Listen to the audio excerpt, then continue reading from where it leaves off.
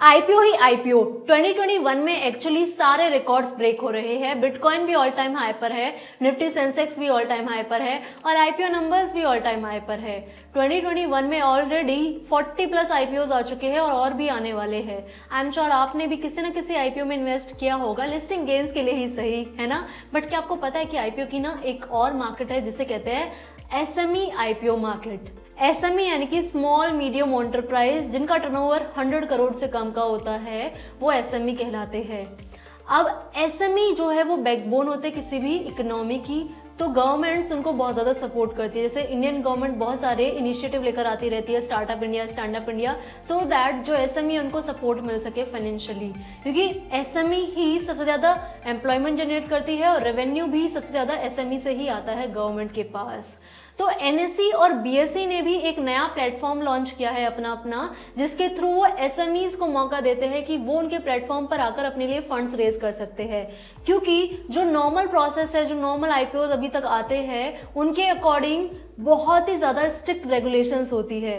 SEBI regulation set करता है normal IPOs में कि कौन कौन आईपीओ लेकर आ सकता है, तो उसमें बहुत ज़्यादा स्ट्रिक्ट गाइडलाइंस होती है, स्ट्रिक्ट रिस्ट्रिक्शंस होती है, तो वहाँ पर आईपीओ लेकर आना छोटी कंपनीज के लिए बहुत डिफिकल्ट होता है। तो इसीलिए एनएसई बीएसई ने अपना प्लेटफॉर्म लॉन्च किया। एनएसई का है इमर्ज और बीएसई का है बीएसई एसएमई प्लेटफॉर्म, जहां पर वो कंपनी जिनका टर्नओवर कम है, जिनका पेड अप कैपिटल 25 करोड़ से कम है और जिनमें ह्यूज ग्रोथ पोटेंशियल है, वो अपना आईपीओ इन प्लेटफॉर्म पर लेकर आ सकती है। अब एनएसई और बीएसई ने भी अपना कुछ क्राइटेरिया सेट किया हुआ है कि कौन कौन उनके प्लेटफॉर्म पर अपना आईपीओ रेज कर सकते हैं। जैसे कि 3 साल का ट्रैक रिकॉर्ड होना चाहिए कंपनी का, फाइनेंशियल्स होने चाहिए 3 साल के, 2 साल की प्रॉफिटेबिलिटी होनी चाहिए, 3 करोड़ की नेटवर्थ होनी चाहिए उस कंपनी की, और जो उनके शेयर्स है वो डीमैट में ट्रेडिंग के लिए अवेलेबल होने चाहिए लिस्टिंग के बाद। और इसके अलावा और भी बहुत सारी रिस्ट्रिक्शंस है और बहुत सारी गाइडलाइंस है, लेकिन उतनी स्ट्रिक्ट नहीं है जितनी मेन बोर्ड आईपीओ में होती है। अब इसमें और भी बहुत ज़्यादा डिफरेंस है एसएमई आईपीओ में और मेन बोर्ड आईपीओ में। मेन बोर्ड आईपीओ में अगर आप अप्लाई करते हो आईपीओ के लिए, तो मिनिमम जो लॉट साइज होता है वो सिर्फ ₹14,000 या 15,000 के आसपास का होता है। लेकिन अगर आप एसएमई आईपीओ की बात करें तो जो मिनिमम अमाउंट है आपको इन्वेस्ट करना होगा जो लॉट का, वो है 1 लाख। तो यहाँ पर एक एंट्री बैरियर है कि 1 लाख आप इन्वेस्ट कर सकते हो, तभी आप एसएमई में इन्वेस्ट कीजिएगा। और मिनिमम जो इनको अलॉटमेंट देनी होती है वो 50 इन्वेस्टर्स को देनी होती है, जबकि मेन बोर्ड में ये 1000 इन्वेस्टर्स होता है। You can invest in SME IPO अपना ब्रोकर यूज़ करके, जो भी ब्रोकर का अकाउंट आप यूज़ कर रहे हो उसी के थ्रू आप एसएमई में इन्वेस्ट कर सकते हो। अब मेन बोर्ड आईपीओ आने के बाद सेबी कहती है कि आप हर 3 महीने में अपना रिजल्ट डिक्लेयर करो, बताओ इन्वेस्टर्स को कितना प्रॉफिट और कितना नुकसान हुआ है।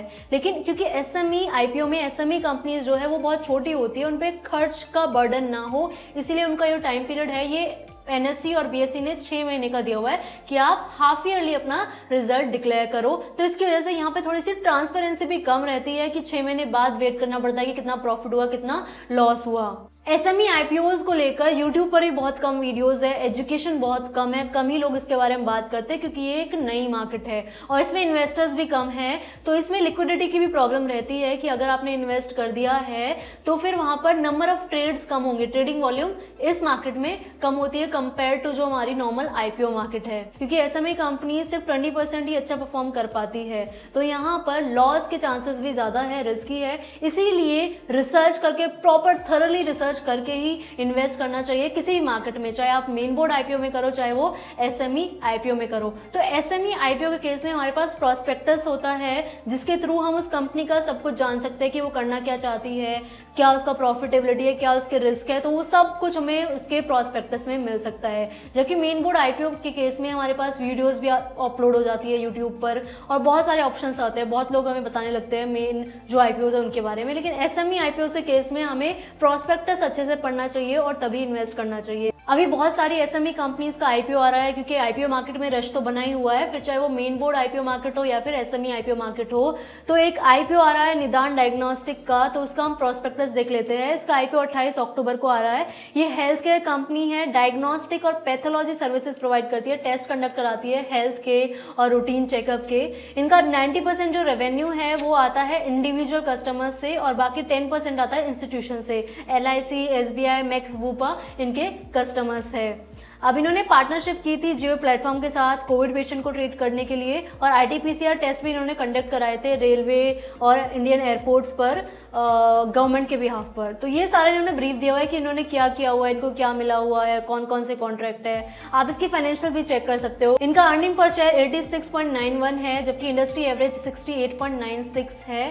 तो वो इंडस्ट्री एवरेज से तो काफ़ी अच्छा है, लेकिन प्रॉफिट ग्रोथ भी होती नज़र आ रही है। लेकिन कुछ रिस्क भी है, जैसे कि इनकी ग्रुप कंपनीज ने लॉस रिपोर्ट किया है और इनको स्टाफ हायर करने में भी प्रॉब्लम्स हो रही है। तो रिस्क भी इन्होंने सारे अपने लिखे हुए हैं, आप प्रोस्पेक्टस में जाकर चेक कर सकते हो किसी भी कंपनी का जिसके लिए आप अप्लाई कर रहे हो। मेजरली कौन इन्वेस्ट ज़्यादा करता है एसएमई आईपीओ मार्केट में? Venture capitalist, angel investors, HNI, high net individuals, और वो इन्वेस्टर्स जो बहुत एक्सपर्ट है, जिनको स्टॉक मार्केट की अच्छी नॉलेज है, वो इन्वेस्ट करते हैं इस खोज में कि उन्हें अपना नेक्स्ट मल्टीबैगर मिल जाए जो उन्हें 10 टाइम्स या 20 टाइम्स रिटर्न दे जाए। क्योंकि ये जो कंपनीज है एसएमई, ये अपने एरिया में हो सकता है या फिर अपने सेगमेंट में अच्छा परफॉर्म कर रही हो, लेकिन इनका जो इकोनॉमीज ऑफ स्केल है वो इतना बड़ा ना हो, टर्नओवर इतना ज़्यादा ना हो, लेकिन ये अच्छा परफॉर्म कर रही हो, तो वो ऐसी कंपनीज ढूंढते हैं। वो कंपनीज आप भी ढूंढ सकते हैं। लेकिन ये जो एसएमई मार्केट है ये अभी नई है और ये एक्सपर्ट्स के लिए ज़्यादा है, तो थोड़ा सा रिस्क हमारे लिए इसमें बना हुआ है।